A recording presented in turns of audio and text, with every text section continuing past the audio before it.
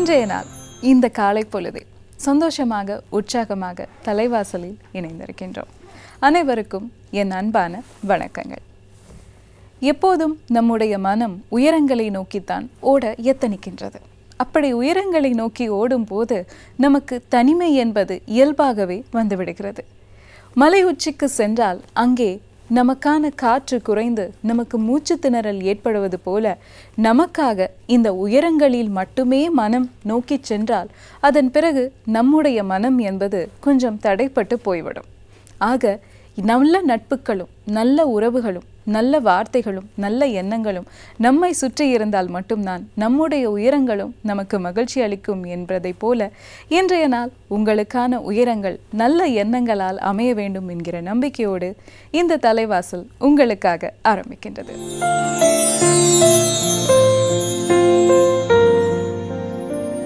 இன்றைய நாள் நமக்கு இன்னும் ஒரு நாளாக மட்டும் அமைந்து விடாது. எல்லா நாளும் நமக்கு அதற்குள்ளே ஒரு அர்த்தத்தை பொதித்து வைத்திருக்கின்றது. நம்முடைய அவசர யுகமான இந்த வாழ்க்கையில் தொழில்நுட்ப யுகங்கள் நிறைந்து போன இந்த காலகட்டத்தில் நமக்கு குழப்பங்களும் சிக்கல்களும் வருவது இயல்பான ஒன்றுதான். அதை தீர்த்து வைக்கும் முகமாகத்தான் இன்று யாவரும் கேளீர் பகுதியில் நாங்கள் ஒரு சிறப்பு விருந்தினரோடு இணைந்திருக்க போகின்றோம். இன்றைய யாவரும் கேளீர் உங்களுக்கான எண்ணங்களை திறக்க இருக்கிறது.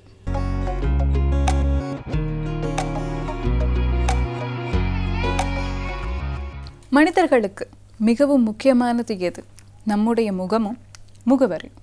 இந்த முகம் முகவரி என்கிற அடையாளங்களை தான் இன்று நாம் அடுத்த கட்டத்துக்கு எப்படி எடுத்துச் செல்வது என்கிற குழப்பத்தில் ஆழ்ந்திருக்கின்றோம்.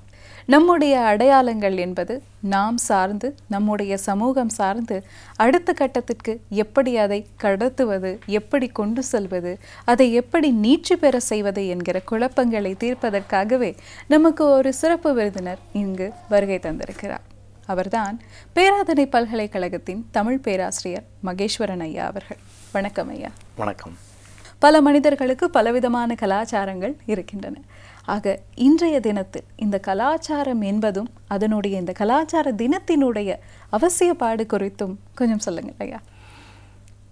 கலாச்சாரம் என்பது மனிதர்களுடைய அல்லது மனிதர்கள் இன குழுமங்களாக வாழத் தொடங்கின காலகட்டத்தில் அவர்கள் பின்பற்றின நடவடிக்கைகள், அவருடைய மொழி, அவருடைய மதம், இவ்வாறெல்லாம் மனிதர்களால் உருவாகி கொண்ட விடயங்கள் எல்லாவற்றையும் நாங்கள் கலாச்சாரம் என்ற சொல்லாடலுக்குள் தான் நாங்கள் அடக்குகிறோம். ஆனால் அதில் ரெண்டு விதமாக நாங்கள் சொல்லுவோம். ஒன்று பொருள்சார் பண்பாடு, இன்னொன்று பொருள்சாரா பண்பாடு என்று சொல்லி அதை சொல்லுவோம். அப்போது பொருள்சார் பண்பாடு என்றால் அவர்கள் காலங்காலமாக புழங்கின பொருட்கள் இவைகள் எல்லாம் பொருள்சார் பண்பாடு என்று சொல்லுவோம். பொருள் சாரா பண்பாடுன்னு சொன்னால் அவர்களுடைய நடத்தை கோலங்கள் பொருள்சாரா பண்பாடு என்று சொல்லுவோம். ஆகவே சமூக மனிதர்கள் தங்களுடைய வாழ்க்கையிலே அவ்வப்போது அவர்கள் உருவாக்கி கொண்ட நடவடிக்கைகள் தான் கலாச்சாரம் அல்லது பண்பாடு என்று நாங்கள் சொல்லுவோம். அது நாளாந்தம் ஒன்று உருவாக்கப்பட்டு அது நாளாந்தம் பயிலப்பட்டு வருகிற நேரத்தில் அது ஒரு அடையாளமாக மாறிவிடுகிறது. பிறகு சந்ததி அதை கடத்தி கொள்ளுகிறார்கள். ஆகவே அந்த அடையாளங்கள் வளர்கின்றன. அவற்றை நாங்கள் பண்பாடு என்று சொல்லுகிறோம். ஆகவே இன்றைய சூழலில் பண்பாட்டு நெருக்கடிகள் ஒன்று விடயம் முக்கியமாக பேசப்படுகிறது. அதனால் இந்த பண்பாட்டு நெருக்கடிகளில் வாழ்ந்து கொண்டிருக்கிற சூழலில் நம்முடைய பண்பாடு என்பது என்ன, அது எவ்வாறு பேண வேண்டும் என்கிற ஒரு கருத்து நிலையை முன்வைத்து தான் இந்த கலாச்சார தினம் என்பது பிரகடனப்படுத்தப்பட்டிருக்கிறது என்று நான் நினைக்கிறேன். இந்த கலாச்சார தினம் பிரகடனப்படுத்தப்பட்ட வேளையில் இந்த மக்கள் மத்தியில் ஒரு குழப்பம் இருக்கிறது. பண்பாடு கலாச்சாரம் என்பது வேறு வேறு விதமான பதம் அல்லது ஒரே விதமான அர்த்தப்பாடுகள் தான் வருகின்றன என்ற ரீதியில் ஒரு சிறு குழப்பம் நிகழ்கின்றது. அது ஒரே விதமான வார்த்தைகள் பயன்பாடா அல்லது வேறு விதமான அர்த்தங்களை கொண்டிருக்கிறதா? உண்மையில் இந்த கலாச்சாரம் என்றது அது ஒரு வடமொழி சொல். கலை, ஆசாரம், அதாவது ஒரு சமூகம் தாங்கள் உருவாக்கி கொண்ட கலை அது எல்லாம் அடங்கும். ஆசாரம் என்பது அது தொடர்ந்து வருவது, அதை பின்பற்றுவது, அதான் கலாச்சாரம் என்று சொல்லும். ஆனால் அதற்குடைய மொழிபெயர்ப்பாக அல்லது அதனுடைய மாற்று சொல்லாகத்தான் தமிழில் நாங்கள் பண்பாடு என்று சொல்லுகிறோம். பண்பாடு என்பது பாடறிந்து ஒழுகல் என்று சொல்லுவது அது மனித நடத்தை சார்ந்தும் மனிதனுடைய வாழ்வியல் கோலங்கள் சார்ந்தும் அது வருகிறது. ஆகவே பண்பாடு என்பதும் கலாச்சாரம் என்பதும் அடிப்படையில் ஒரு கருத்து தான். ஆனால் மொழி சம்பந்தமாக வருகிற நேரத்தில் கலாச்சாரம் என்றும் பண்பாடு என்றும் மாறிவிடுகிறது. இந்த மொழி என்று சொல்லும்போது எம்முடைய அடையாளங்களில் மிக முக்கியமான ஒன்றாக இந்த மொழி காணப்படுகின்றது. அதுபோல எண்ணற்ற அடையாளங்கள் எமக்கு காணப்படுகின்றன. நாம் அதை அடுத்த சந்ததிக்கு கொடுக்க வேண்டிய ஒரு நிலையில் நாங்கள் இருக்கின்றோம். காலத்துக்கு காலம் பார்த்தால் எல்லா மக்களினுடைய ஒரு தேவையும் அல்லது ஒரு எண்ணப்பாடும் எப்படி இருக்கிறது என்றால், எங்களுடைய சந்ததிக்கு எங்களுடைய கலையும் கலாச்சாரமும் கொண்டு செல்ல வேண்டும், அது சிறப்புற அடுத்த கட்டத்தில் ஒரு வளர்ச்சியை எட்ட வேண்டும் என்கிற எண்ணப்பாடு எல்லோருக்கும் இருக்கிறது. ஆனால் இன்று அதற்கு பல சவால்களும் ஏற்பட்டு இருக்கின்றன. அதற்கு முன்னால் நம்முடைய அடுத்த சந்ததிகளுக்கு நம்முடைய அடையாளங்களை கொண்டு செல்வதில் எத்தனை தூரம் முக்கியத்துவம் காணப்படுகின்றது? அந்த அடையாளங்களை அவர்களுக்கு கொண்டு செல்லும் போது நாம் எதிர்நோக்குகின்ற சிக்கல்களையும் கொஞ்சம் சொல்ல முடியுமா? அடிப்படையில் கலாச்சார பேணுகை என்பது தனித்துவம் பேணுகை தான். தனித்துவம் பேணுகை என்பது நான் என்னுடைய பண்பாட்டுடன் என்னுடைய கலாச்சாரத்துடன் நான் வாழுகிறேன் என்பதை உறுதி செய்வது தான் இந்த தனித்துவம் பேணுதல் என்பது.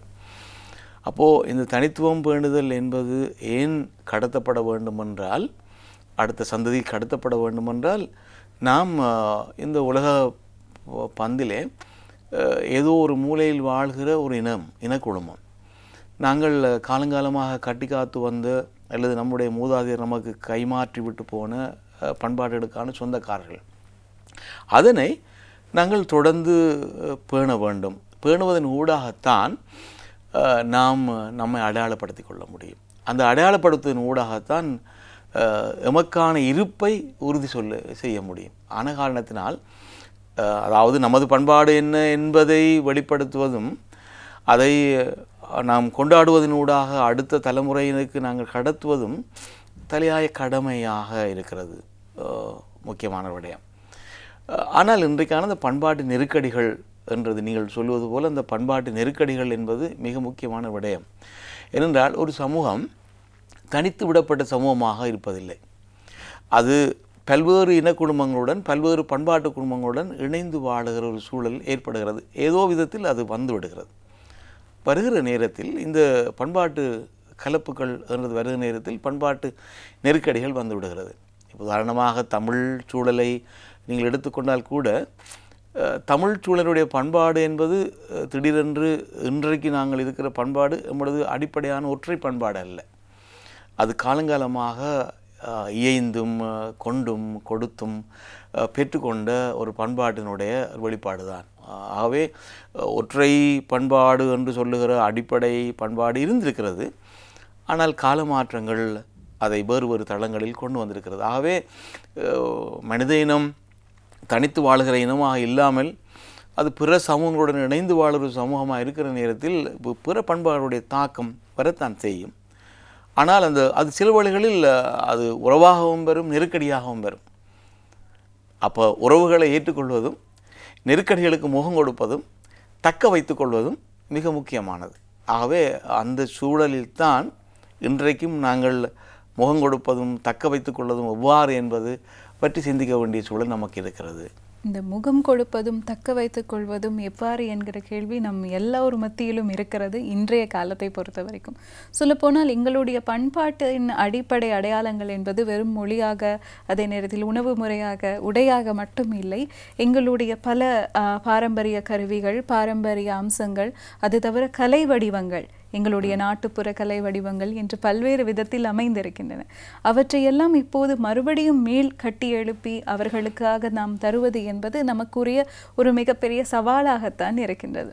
அதற்கு என்னென்ன மாதிரியான நடைமுறைகளை நாங்கள் மேற்கொள்ளலாம்? உதாரணத்துக்கு எங்களுடைய குடும்ப ரீதியாக, பள்ளி ரீதியாக, சமூக ரீதியாக எப்படியெல்லாம் பல்வேறு நடவடிக்கைகளை நாங்கள் மேற்கொள்ளலாம்? உதாரணமாக ஒரு விடயத்தை சொல்லுகிறேன். இப்பொழுது நாங்கள் எங்களுடைய திருமண நடவடிக்கைகளை நாங்கள் பார்த்து கொள்கிறோம். திருமண வீடுகளில் நாங்கள் எல்லோரும் வேட்டி கட்டுகிறோம். ஆண்கள் வேட்டி கட்டுகிறார்கள், வேட்டி சால்வை போட்டுக்கொள்கிறார்கள். பெண்கள் சேலை அணிந்து கொள்ளுகிறார்கள், கூந்தலுக்கு பூ வைத்து கொள்ளுகிறார்கள், பொட்டு வைத்து கொள்ளுகிறார்கள். இது ஒரு விதமான ஒரு பண்பாட்டு பணிகை தான். நாங்கள் எல்லா நாட்களும் அப்படி இருந்து விடுவதில்லை. இது எங்களுடைய அடையாளம். நாங்கள் வேட்டி கட்டுவதும், பெண்கள் சேலை அணிவதும், பெண்கள் தலை நிறைய பூ வைத்து கொள்வதும், இன்னும் வேறு அலங்காரங்களை செய்வதும் எல்லாம் ஒரு அடையாளம்தான். இது மானுடவியலாளர், பண்பாட்டு மானுடவியர்கள் எவ்வாறு சொல்வார் என்று சொன்னால், இவ்வாறான சந்தர்ப்பத்தில் நாங்கள் இந்த பண்பாட்டு காவிகளாக மனிதர்களாக மாறிவிடுகிறோம் என்றது தான். அவ்வாறு தான் நாங்கள் தக்க வைத்துக்கொள்ள. அதாவது ஒரு காலகட்டத்தில் நாங்கள் எல்லோரும் வேட்டி அணிந்து கொண்டு சென்றோம். ஒரு காலகட்டத்தில் பெண்கள் எல்லோரும் சேலை அணிந்து கொண்டு சென்றார்கள். ஆனால் இன்றைய சூழலில் அவ்வாறு எல்லா நாட்களிலும் எங்களால் வாழ முடியாத சூழல் இருக்கிறது. ஆகவே நாங்கள் என்ன செய்கிறோம் என்றால், எங்களுக்கான முக்கியத்துவம் வாய்ந்த சில நிகழ்ச்சிகளில் நாங்கள் அவ்வாறான பண்பாட்டு காவிகளாக மாறிவிடுகிறோம். ஒரு முக்கியமான விடயம், திருவிழாக்களில், கோயில்களுக்கு செல்லுகிற நேரங்களில் இவ்வாறாக நாங்கள் மாறிவிடுகிறோம். இந்த மாற்றத்தின் ஊடாக அல்லது இவ்வாறான நிகழ்ச்சிகளில் நாங்கள் எங்களுடைய அடையாளங்களை பேணுவதன் ஊடாக நாங்கள் பண்பாட்டு காவிகளாக இருக்க முடியும். அதுதான் இன்றைய சூழலில் நாங்கள் நிகழ்த்தக்கூடிய முக்கியமான விஷயமாக இருக்கிறது. இந்த மனிதர்களாக மாறுகின்ற ஒரு செயற்பாட்டை பற்றி சொல்லியிருந்தீர்கள். சொல்லப்போனால் இன்று உலகளாவிய ரீதியில் பல்வேறு கலாச்சாரங்கள் இருக்கின்றன, பல்வேறு விடயங்கள் இருக்கின்றன. ஆனால் இன்று இந்த ஒற்றைத்தன்மையான கலாச்சாரத்தை நோக்கி நாம் நகர்ந்து கொண்டிருக்கிறோம் அல்லது நகர்த்தப்படுகிறோம், நம் மீது திணிக்கப்படுகிறது என்று கூட சொல்லலாம். அதே போல இன்றைய தொழில்நுட்ப முறைகள் வளர்ச்சி அடைந்து விட்டன. இந்த இடத்தில் கூட நம்முடைய கலாச்சாரத்தை, நம்முடைய அடையாளங்களை நாங்கள் மறந்து விடுகிற அல்லது இழந்து விடுகிற ஒரு தன்மையை பார்க்கக்கூடியதாக இருக்கின்றது. ஆக இந்த அச்சுறுத்தல் நடவடிக்கைகளை பற்றி நாங்கள் கவனிக்க வேண்டியது இன்றைய காலத்தில் ஒரு பெரிய விடயமாக காணப்படுகிறது. கவனித்து அதை பகுத்தாய்ந்து அடுத்த கட்டத்துக்கு போக வேண்டிய ஒரு நிலைமையில் நாம் இருக்கின்றோம். ஆக இந்த அச்சுறுத்தல் எவ்வாறெல்லாம் என் மீது மேற்கொள்ளப்படுகின்றது? இது தமிழ் பண்பாட்டுக்கு மாத்திரமல்ல, இன்றைக்கு உலகளாவிய ரீதியிலே வாழுகிற மக்கள் எல்லா பண்பாடுகளுக்குமான ஒரு அச்சுறுத்தலாகத்தான் நான் இதை கருதுகிறேன். ஏனென்றால் இன்றைக்கு இந்த உலகமயமாதல் என்கிற ஒரு சூழலில் நீங்கள் சொல்வது போல ஒற்றை பண்பாடு என்கிற கருத்து நிலை மிக அழுத்தமாக நம் மீது பிரயோகிக்கப்படுகிறது. அப்போது இந்த ஒற்றை பண்பாட்டை நாங்கள் பின்பற்றுகிற நேரத்தில் நாங்கள் சில வேளைகளில் எங்களுடைய பண்பாடுகளை இழந்து முகமிழந்து மனிதர்களாக மாறிவிடக்கூடிய சூழல் இருக்கிறது. அது பொதுவான அமைப்பாக இன்றைக்கு எல்லா பண்பாடுகளும் இவ்வாறான அச்சுறுத்தல் இருந்து கொண்டே தான் இருக்கிறது. அப்போ இந்த அச்சுறுத்தலிலிருந்து நாங்கள் மீளுவது எவ்வாறு என்பது தான் உங்களுடைய கேள்வியாக இருக்கிறது. நிச்சயமாக அதிலிருந்து மீள வேண்டும் என்பது தான். எப்படி மீளுதல் என்றால், நாங்கள் இந்த உலக ஓட்டத்துடன் நாங்கள் இணைந்து கொள்ள வேண்டும் என்பது ஒரு அடிப்படை உண்மை. ஆனால் அதே நேரத்தில் நமக்கான பண்பாட்டு வழிகளை நாங்கள் மிக கவனமாக கருத்தில் கொண்டு வாழ வேண்டும் என்பதும் மிக அடிப்படை. ஏனென்றால் அப்பொழுது தான் நாங்கள் அடையாளப்படுத்தப்பட்ட மனிதர்களாக நாங்கள் வாழ முடியும். உதாரணமாக இன்றைக்கு இந்த ஆப்பிரிக்காவில் வாழ்ந்த பழங்குடி மக்கள் நிறைய பேர் தங்களுக்கென்று தனித்துவமான அடையாளங்களை கொண்டவர்களாக வாழ்ந்திருக்கிறார்கள்.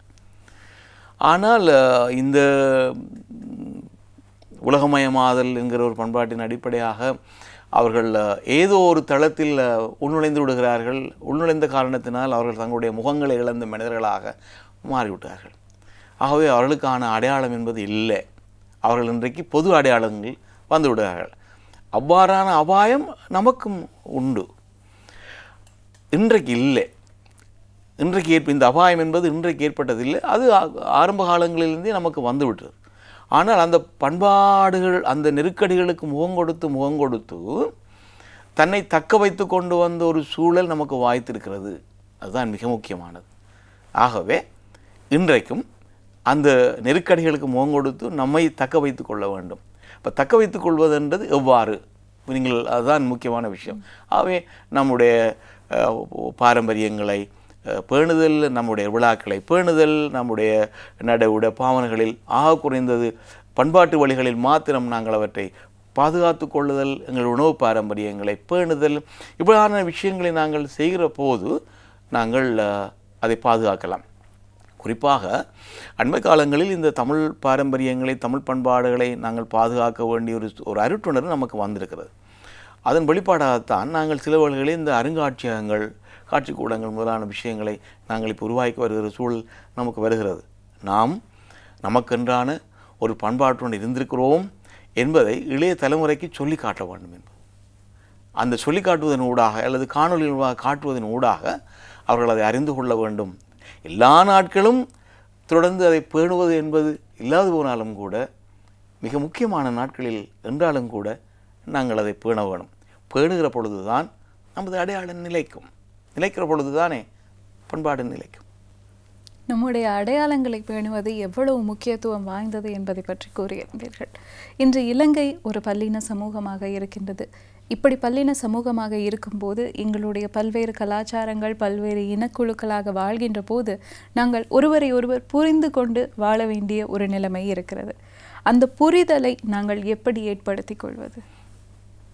உண்மையில் இது ஏனென்றால் நாங்கள் இலங்கையில் வாழுகிற சூழலில் ஒரு சிறிய நாட்டில் நாங்கள் 3 இனங்கள் வாழ்ந்து கொண்டிருக்கிறோம். 3 இனங்களுக்கும் தனித்தனியான பண்பாட்டு கோலங்கள் உண்டு. அவரவர்கள் தங்களுடைய பண்பாடுகளை பேணுவது என்பது மிக முக்கியமானது. 2 விஷயம் இருக்கிறது. ஒன்று, அவர்களுடைய பண்பாட்டின் வழி அந்த பண்பாட்டு பேணுகைக்கு ஒன்று அதை மதித்தல், முதலாவது விஷயம். 2வது, வேற்றுமையில் ஒற்றுமை காண்டல் என்பது 2வது விடயம். இந்த 2 விடயங்களும் இணைந்து போக வேண்டும். இணைந்து போகிற நேரத்தில் தான் இந்த இலங்கை போன்ற நாட்டில் இந்த பல்லின சூழலில் பல்லின பண்பாட்டு கோலம் ஒன்றை உருவாக்கி கொள்வதற்கான சூழல் வரும். கொள்ளல் கொடுத்தல் என்பது. இந்த கொள்ளல் கொடுத்தல் என்பதன் ஊடாக நாங்கள் எங்களுடைய பரிமாற்றங்களை செய்து கொள்ளலாம். அதற்காக ஒருவருடைய பண்பாட்டின் மீது ஆதிக்கம் செலுத்துவதோ அல்லது ஒருவர் ஒரு பண்பாட்டை இழந்து விடுவதோ என்றது அல்ல. நாம் நமக்கான பண்பாட்டை பேணுகிற அதே வேளையில் ஏனைய பண்பாடுகளை மதிக்கிற ஒரு சூழல் வருகிற நேரத்தில் மிகவும் உன்னதமான பண்பாட்டு சூழல் ஒன்று இலங்கையில் தொடர்ந்து நிலவக்கூடிய சாத்தியக்கூறுகள் உண்டு, நிலவ வேண்டும் என்பதுதான் எங்களுடைய விருப்பமாக இருக்கிறது. ஒரு கலாச்சாரம் என்பது எத்தனை முக்கியத்துவம் வாய்ந்தது, அதனுடைய அடையாளங்கள் என்பது எமது சந்ததிக்கு எவ்வளவு முக்கியத்துவம் வாய்ந்தது என்பதை பற்றி கூறியிருந்தீர்கள் ஐயா.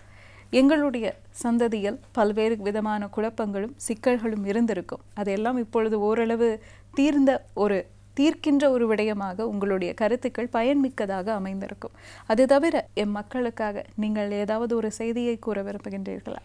உண்மையில் நாங்கள் எல்லோரும் ஏதோ ஒரு விதத்தில் ஒரு பண்பாட்டின் சூழலிலிருந்து மேற்கிளம்பியவர்கள்தான். நமக்கான பண்பாடுகளை நம்முடைய மூதாதையர்கள் நமக்கு தந்திருக்கிறார்கள். நாங்கள் அதை பேணி வந்திருக்கிறோம். நாமும் நமக்கான புதுவிதமான பண்பாடுகளை தொடர்ந்து நாங்கள் இயற்றி கொண்டு இருக்க வேண்டும். அப்பொழுதுதான் அது தொடர் வளர்ச்சியாக இருக்கும். ஆனால் ஒரு பண்பாடு என்பது மிகவும் கட்டுப்பட்டித்தனமாக அல்லது மிகவும் இறுக்கமான கோட்பாடுகளை உடையதாக அல்லாமல் பிற பண்பாடுகளை மதித்து அந்த மாற்று பண்பாளர்களுடைய நல்ல பண்பாடுகளை நாங்கள் இணக்கமாக ஏற்றுக்கொண்டு இணங்கி வாழுதல், இணக்கமான ஒரு பண்பாட்டு சூழலை உருவாக்குதல், நான் எனக்கான அடையாளத்தை உறுதி செய்து கொண்டு அதே நேரத்தில் ஏனைய அடையாளங்களையும் நாங்கள் மதிப்பளித்து வாழுகிற ஒரு சூழலில்தான் நல்ல பண்புமிக்க ஒரு உலகை, புதியதொரு உலகை நாங்கள் படைக்க முடியும். நாங்கள் படைக்க முயல வேண்டும். வாழ்த்துக்கள். புதியதொரு உலகை படைக்க முயல வேண்டும் என்கிற அந்த வார்த்தையோடு இன்றைய இந்த நேர்காணல் மிகச் சிறப்பு வாய்ந்த ஒரு நேர்காணலாக, உங்கள் அனைவருக்கும் இருக்கின்ற பொறுப்பை உணர்த்துகின்ற ஒரு நேர்காணலாக அமைந்திருக்கும் என்கிற நம்பிக்கையோடு எம்முடைய சிறப்பு விருந்தினராக இங்கு வருகை தந்த பேராதனை பல்கலைக்கழகத்தின் தமிழ் பேராசிரியர் மகேஸ்வரன் ஐயா அவர்களுக்கு எம்முடைய நன்றிகள். நன்றி ஐயா.